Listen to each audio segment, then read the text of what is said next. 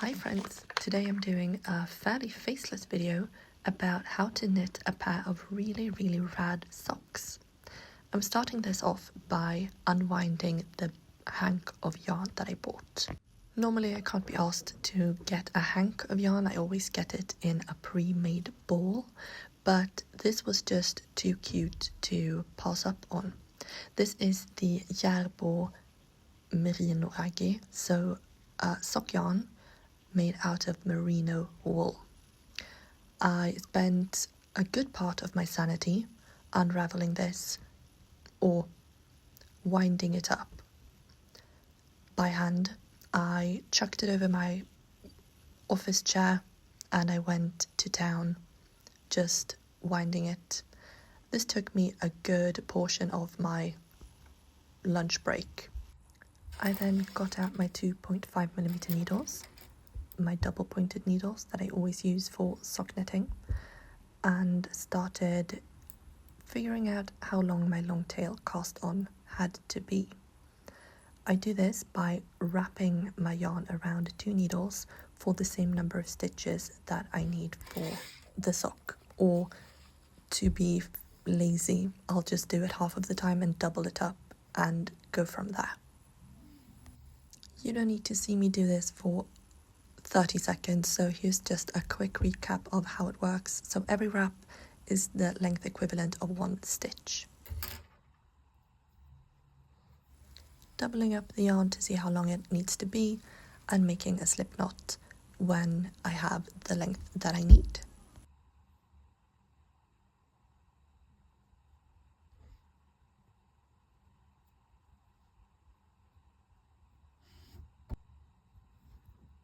Here is where the actual knitting starts.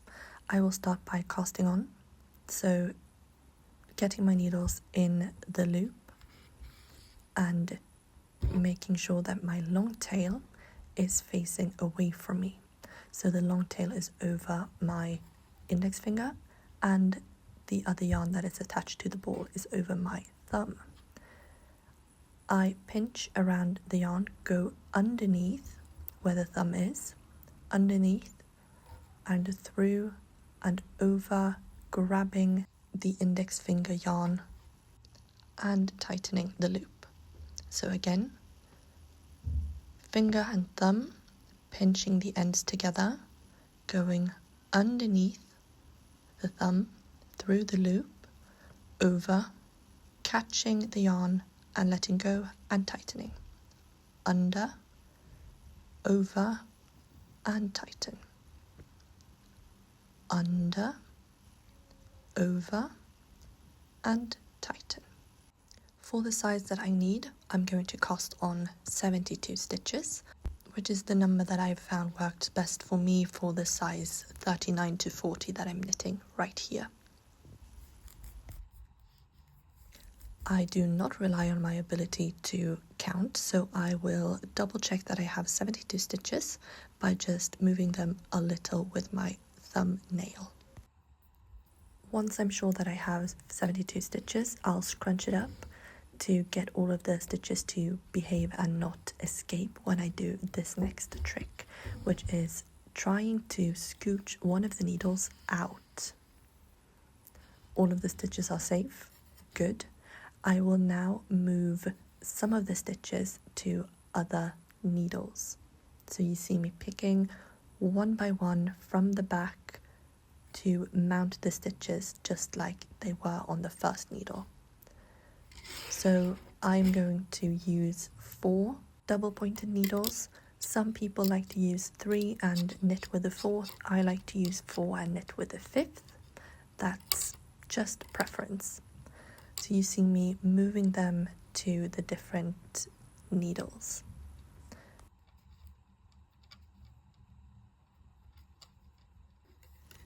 Once my stitches are spaced evenly on my needles, I'll lay it flat just to make sure that I haven't accidentally twisted anything.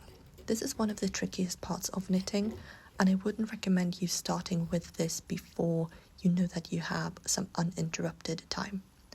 So I'm checking the corners to make sure that nothing is twisted.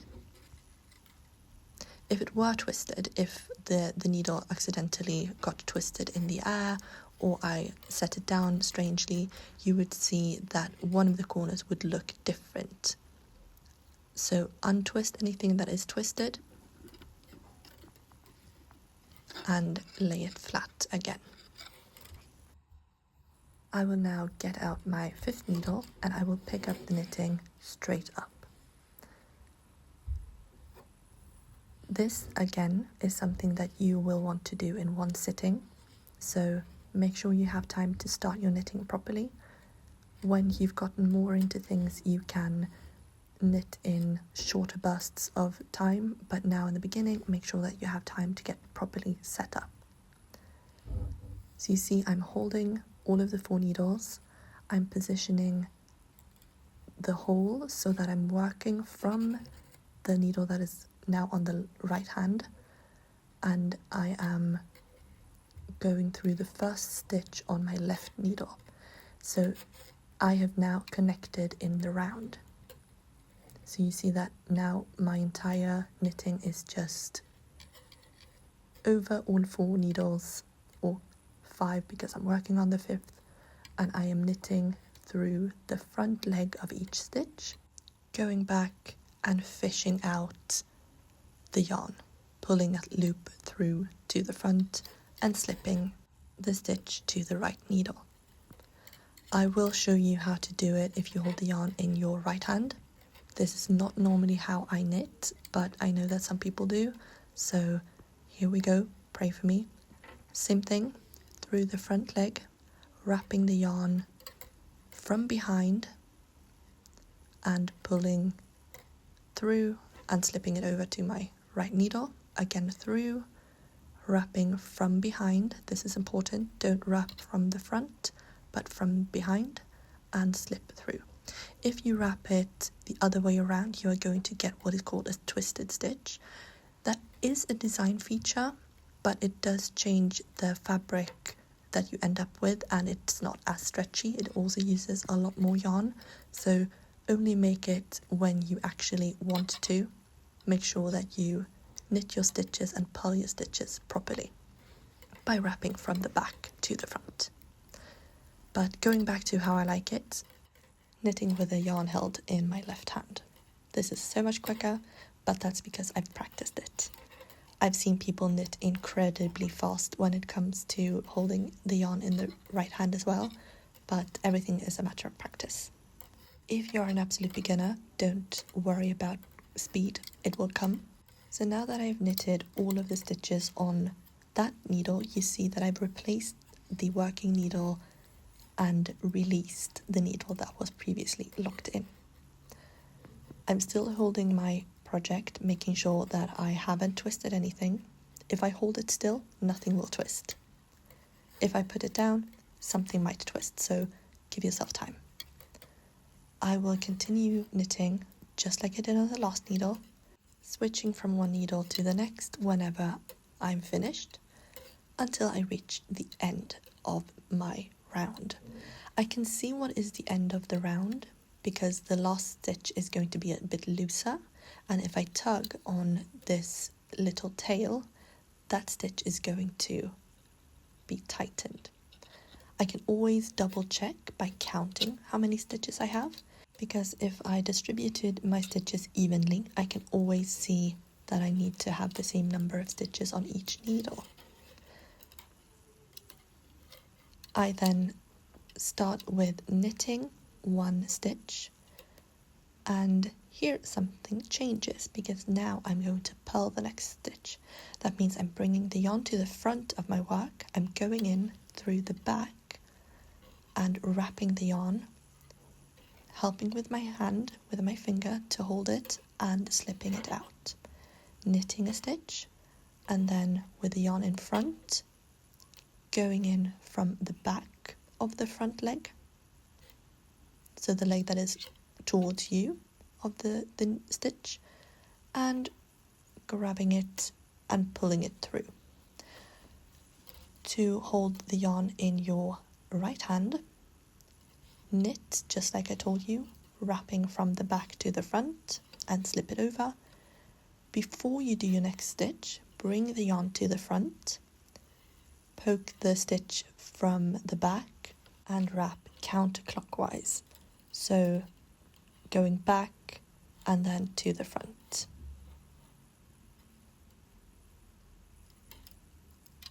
Bring your yarn to the back again for your next knit stitch, poke the needle through, wrap from the back to the front,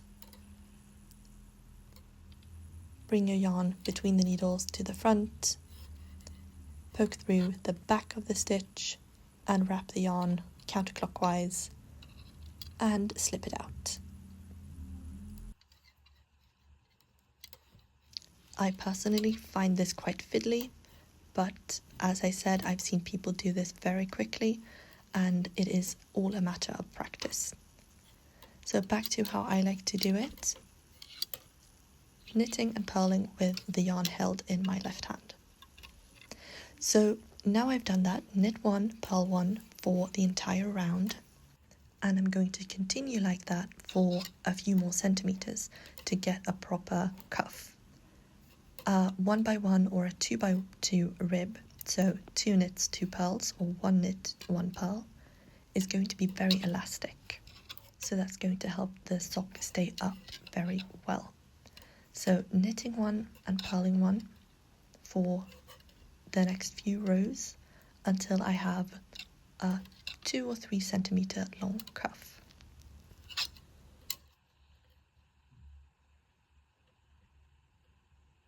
You can follow my columns here to see what is a knit column and what is a purl column. The knit column is going to look like a bunch of V's that are stacked on top of each other, and the purl column is going to look like a bunch of little bumps. You are now joining me on the train where I am switching it up a little bit. It's now time to start the broken rib. So I am going to knit 3 stitches and then I'm going to purl the last. So this is going to be a repeat of 4 stitches. So knit, knit, knit, purl, knit, knit, knit, purl for the first round.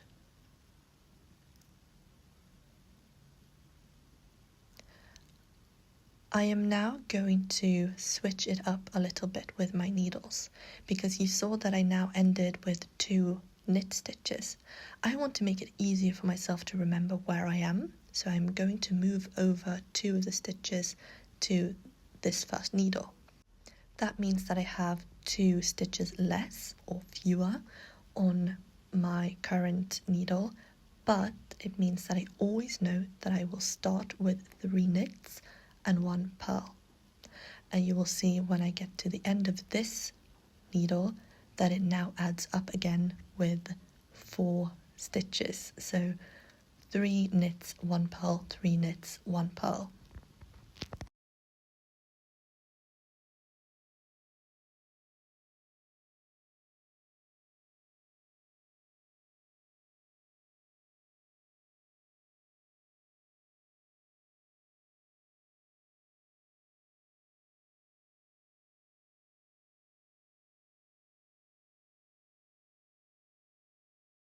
And there we have it. I am now at the end of my round, and this next round I'm going to be knitting all across. So even the rows that look like this, that previously was a purl row, I'm going to knit over to create the broken rib. A broken rib is where the rib is somehow not continuous, so broken up by a different stitch. So where I would have a purl column, I now have a purl and knit column instead. So now you are going to continue just like this. The first round, knitting 3 stitches, purling 1, knitting 3 stitches, purling 1. For the second round, knit all stitches. For the third round, knit 3, purl 1, knit 3, purl 1. And when you've done that for a while, you will see that it makes this really neat, almost lace-looking pattern. I, at this point, had arrived. I had spent a few hours on the train, and I was at a place where I felt ready to get on with the heel of things.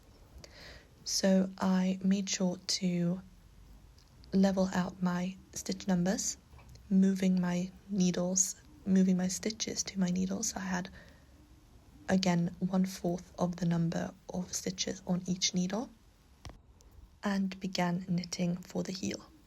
For this first round, I'm just going to knit all of the stitches across 2 of my needles.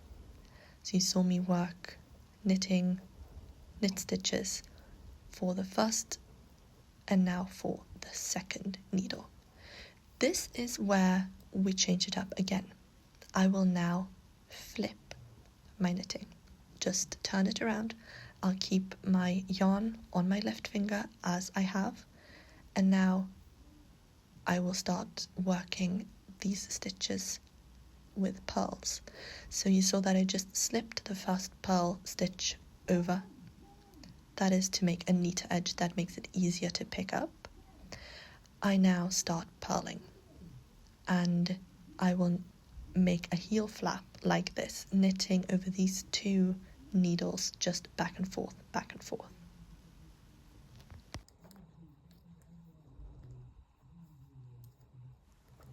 In the joint between 2 needles, it's important not to create any accidental yarn overs, so make sure that you always have the right number of stitches on your needles. Knit your purl until you have reached the end of your flap, then flop the project over, slip the first stitch, and start your slipped stitch heel. That means knitting 1 stitch and then slipping the second through the back. So pretending like you're going to purl it, but just slipping it over. This is going to create a more interesting texture for the heel, and it's also going to be a more sturdy heel. So knitting 1, slipping 1 from the back, knitting 1, slipping 1, and ending on a knit stitch. If you have an uneven number of stitches, so you end up with a slipped stitch for your last stitch, just knit it so you have a solid edge to work on later. So slip the first stitch as if to purl, and now purl. This stitch was previously slipped, so it's going to look a bit stranger than normal, but just purl it as usual, not minding the little yarn that is hanging out across it. This is what creates the thicker and more sturdier fabric.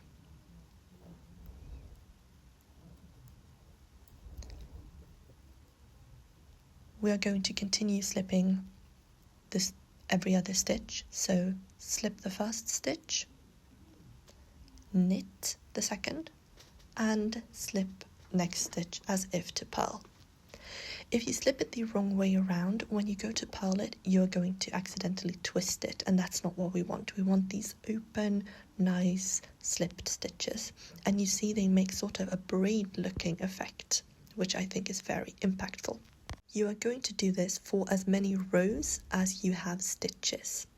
So for me, I had 36 stitches, so half of my original number, and now I'm going to knit the slipped stitch for 36 rows. When I've reached 36 rows, I will have a pretty square heel flap that looks something like this.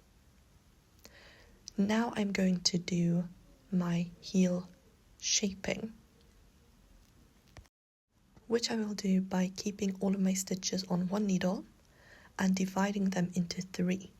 If I don't have an equal number of 3, I will divide it as closely as possible, making sure that the 2 side pieces have the same number of stitches. The middle one is a bit less important. Now I'm going to purl all across until I meet the portion, the third to the left. With a stitch count of 36, it's quite easy to divide into 3, so I will have 12, 12 and 12 stitches. I will now purl until there are 13 stitches left, and I'm going to purl stitch 13 and 12 from the left together. I do that by pretending that the 2 stitches are one and sticking my needle into both stitches at once and knitting them or purling them like I would if they were just one.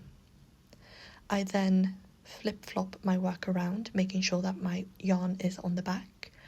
I take this needle and pull it through the first stitch, just slipping it over. I'm now going to knit until I have 11 stitches since the gap, and I will then lift the 12th stitch, double checking that I have the proper number of stitches. Those two need to knit together, so I'm lifting one, knitting the next, then going back with my left needle and pulling that needle and that loop over, decreasing by 1 stitch. So now I have 12 stitches in the middle and 11 stitches on each side of the middle. And you will see that I have created 2 gaps. These gaps you are going to be closing 1 stitch at a time, 1 row at a time. So I'm now going to lift my next purl stitch, purl across until there is 1 stitch before the gap,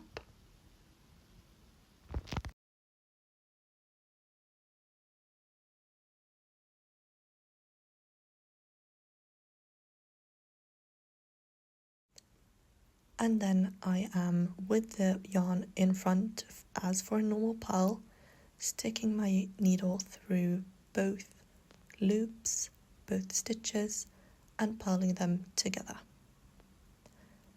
Then I am flip-flopping my work around, getting my yarn to the back where it belongs for a knit row, slipping the first stitch and knitting across.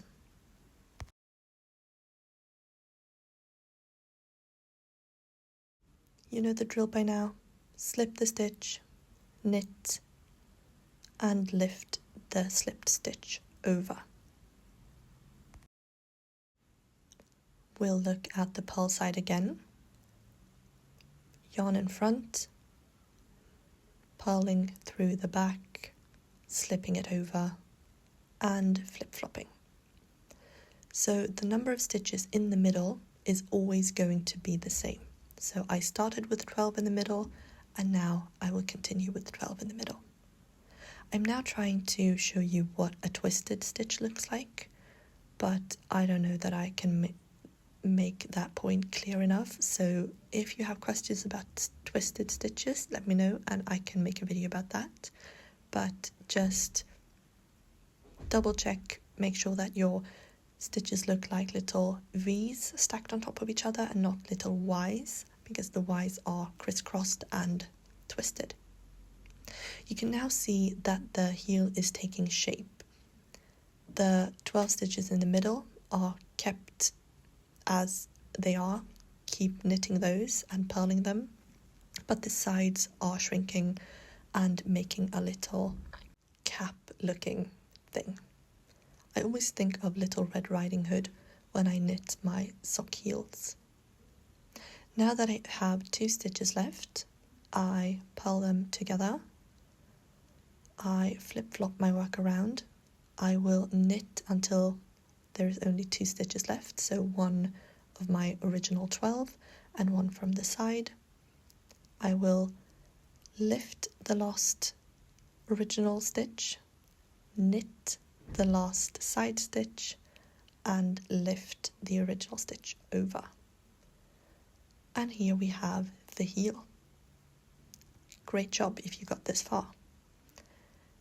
You see that the slip stitch makes a cute little detail, but the bottom of the foot is now completely flat, which is going to be great for all you sensory peeps that need as little drama as possible.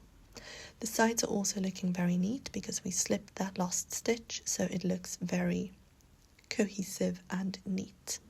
This neat stitch edge is going to be where we pick up stitches from. That is done by poking your needles through the V. So the V is the slipped stitch on each side of your knitting. You're going to poke your needle through both legs so you can clearly see the V, go through and create a loop and pull it out again. You want to pick up as many stitches as you have these slipped stitches. If you have a fuzzy yarn and it's difficult to figure out where the V is, or if you've gotten enough stitches, the rule of thumb is that you want half as many stitches picked up as your heel flap was long. So I knitted 32 rows for this because that's how many stitches I had on my 2 needles, and that means that I want to pick up 18 stitches from these side pieces, so 18 on each side of the heel flap. If you slip your last stitch and your first stitch like I showed you, it's going to be really easy to pick up these edge stitches because they are a bit larger than your other knit stitches.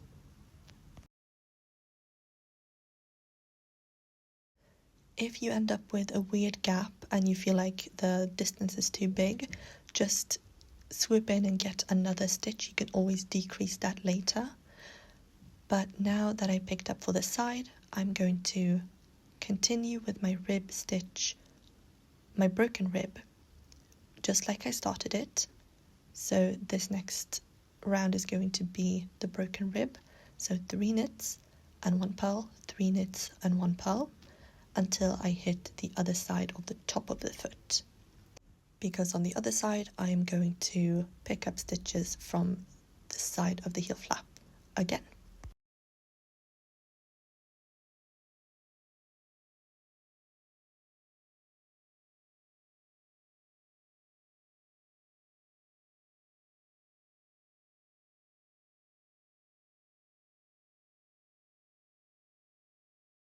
I have now reached the end of the top of the foot, and I will pick up stitches on the left side of the foot, or the left side of the flap. So you see again where I slipped the stitch, I have created a fairly easy to read column of V's. These V's I'm now looking at from the other direction.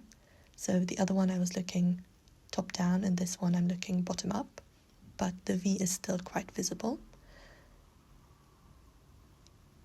Find a V and make a stitch. Find the next V and make the next stitch, making sure to get both of the legs of the V. If you only get one, it's going to be a bit gappier than you want. Your foot is going to show through a bit. That's also a look, you do you, but I prefer the look of these a bit sturdier stitches on the side. Now I'm on the 18th pick up stitch for the side, and I am going to redistribute the stitches that are on the heel needle. So I want half of them to be on the right side of the foot and half of them to be on the left side of the foot. So now I have 5 needles in my work, but I only want 4. So I'm going to knit from the same needle and just pull over 6 of them because I had 12 originally to my new needle. Now I don't have enough needles, so I'm going to have to be creative. So I am now just going to slip them over to the other side. Not knitting them, I'm just holding my yarn like this out of pure habit, I guess, but I'm slipping them, making sure that the stitches stay with the front leg in the front.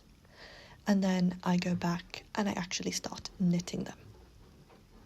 I will knit the entire side of the heel you will see that these are a lot more stitches than I originally had on the side or on this needle. I originally just had 18 and these are 24. So when there are 3 stitches left, I am going to start decreasing. So I'm going through the next 2 stitches, just like I'm going to knit them, and I am knitting them together to decrease, because I want to go back to the original number of stitches that I had on each needle, so 18 stitches on each needle. I then knit the last stitch. This next round is going to be a knit round, so I will knit all of my stitches, even the columns that are ribbed. Doing that all over the foot until I reach the other side of the heel. And when I'm there, I am going to knit the first stitch, just admiring my work. Knit the first stitch on the new needle. I'm then going to decrease again.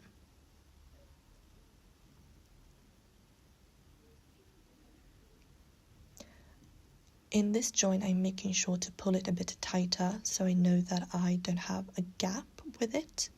So this decrease is made by slipping one stitch, knitting the next, and then going back and slipping that unknitted stitch over. So I have decreased by 1. I then continue knitting all along the side of the heel flap. When I'm at the bottom of the heel, I will have knit half of the stitches.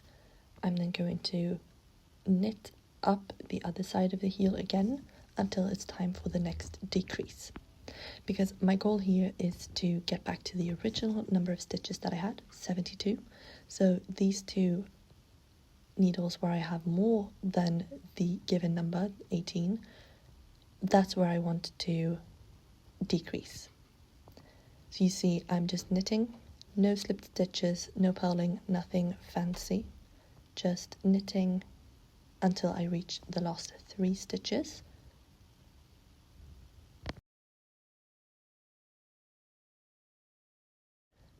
And then knitting 2 together.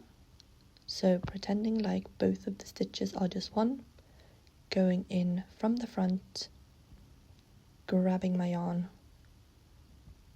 We'll try that again.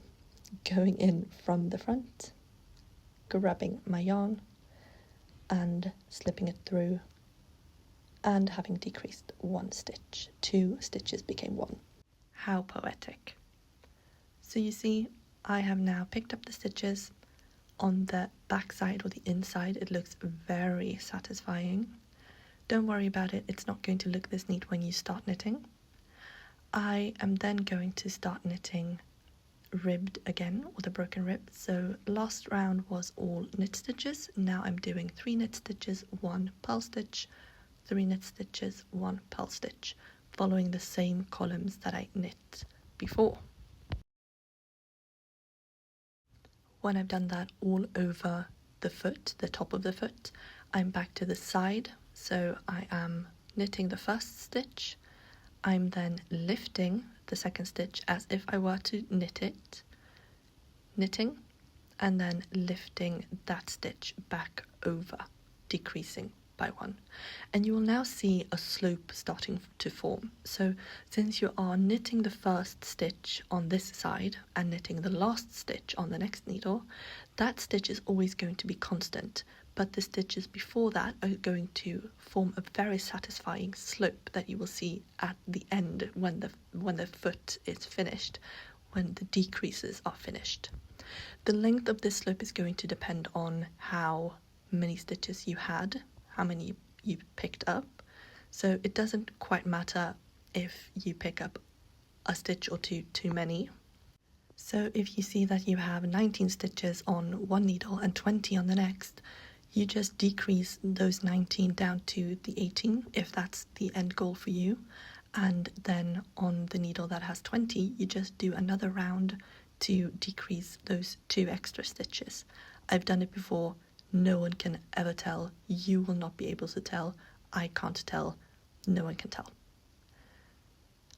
So you see I have decreased 1 stitch on this side at the beginning, knitting 1 stitch, lifting, knitting the next and lifting the lifted stitch over. I'm now back on the other side of the heel, knitting, and I think this might be the round where I am done with my decreases. Let's see, I have 3 stitches left. Nope, looks like I have another one to decrease. Just double checking my numbers. No, I was done. So now I'm just knitting all of the stitches. So you can see the neat little column of decreases. Now I'm going to just show you the other side too, to show you how neat the decreases look there. So I'm doing 2 kinds of decreases because I want that neat little slope on each side. You can of course use the same decrease style for both sides. It doesn't matter. It's not going to look as neat, but if these are the first socks that you ever knit, you are golden, my dude.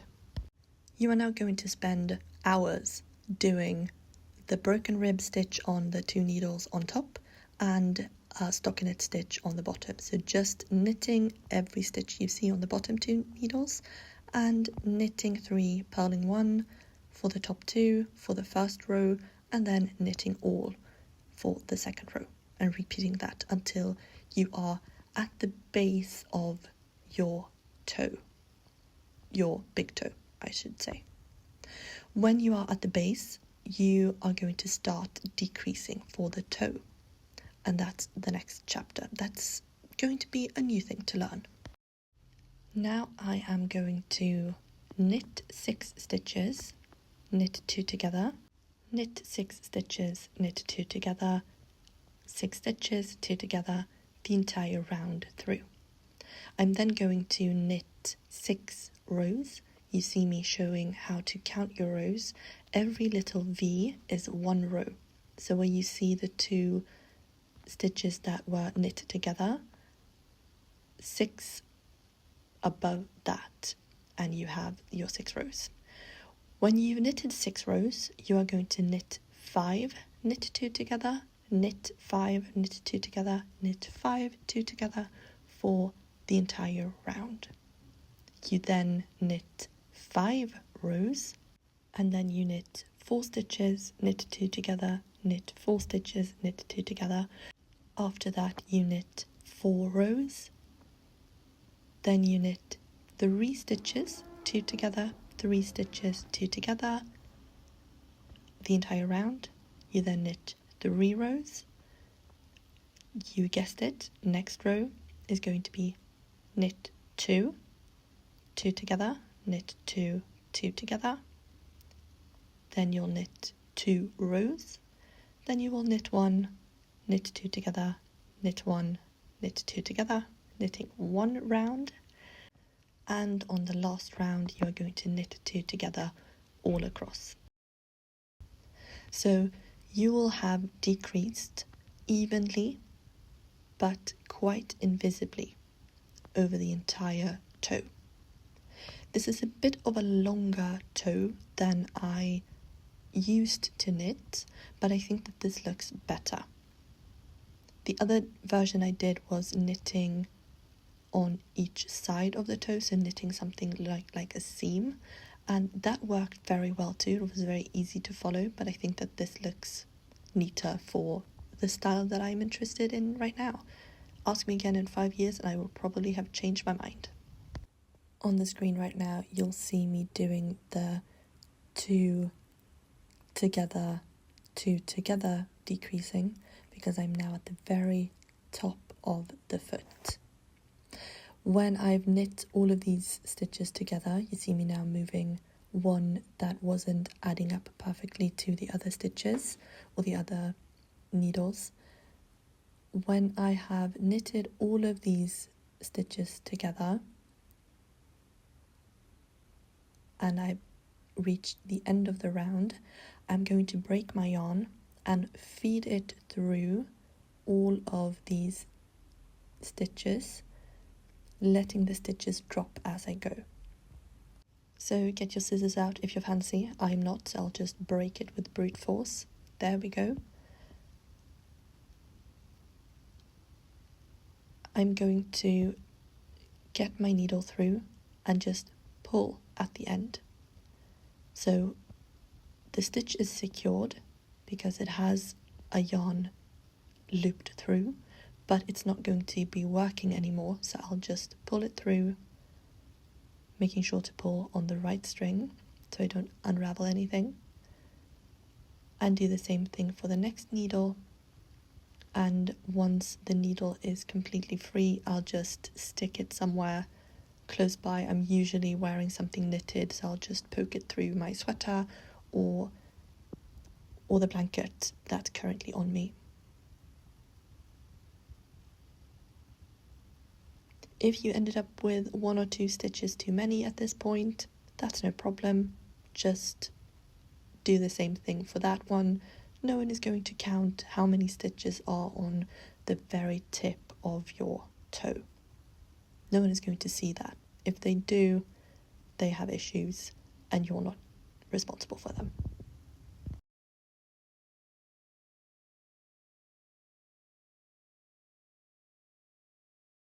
So here we have it, the finished sock. You can see where I've decreased. It looks very even. It looks quite rounded because we did those tapered number of rows between, so it's more steep at the very end. The only thing that we have left to do now is weave in the ends, and since this was just one colour, we have 2 ends to weave in, the very beginning and the very end. For the beginning, you'll see that there is a little divot between the first stitch and the last. To counteract that, I'm going to pretend like the first stitch was the last. So I am going into the V of that stitch, poking my needle through and tugging at it, and now it looks like it was just there to begin with. I'll then go over under between some of the stitches, hiding my yarn a little bit. We do this so the yarn doesn't accidentally unravel. This is going to be a sock yarn that you use, of course. I should have said that in the beginning, I think I said. Anyway, this is not going to felt because it has that little bit of plastic in it, but it's going to felt enough for these ends not to come undone. I usually pass my needle through 3 ways, so down, up, down, through 5 or 6 stitches to make sure that the yarn is quite secure. I then actually get my little scissors out. You see how close to hand they were. I was just way too lazy to pick it out before, but I get my tiny little scissors out and I snip the end. I don't do it absolutely next to the fabric. I leave a tiny little nubbin because when I stretch this, that is going to hide. It's going to stretch into the fabric and hide. So I would much rather leave a little bit of a nubbin than having accidentally cut one of the yarns. Okay, so I'm now taking my needle, rethreading it with the last end that we have. I will feed it through the hole at the toe without catching anything, going in and grabbing the needle, turning all of it inside out because I want to fasten my end on the inside. I'll tug on this to make the hole close properly and do the same thing. Feed my needle through 5 stitches, making sure that I don't go all the way through to the front, but just catch a few strands on the inside, going up, down, and then I'll cut my thread.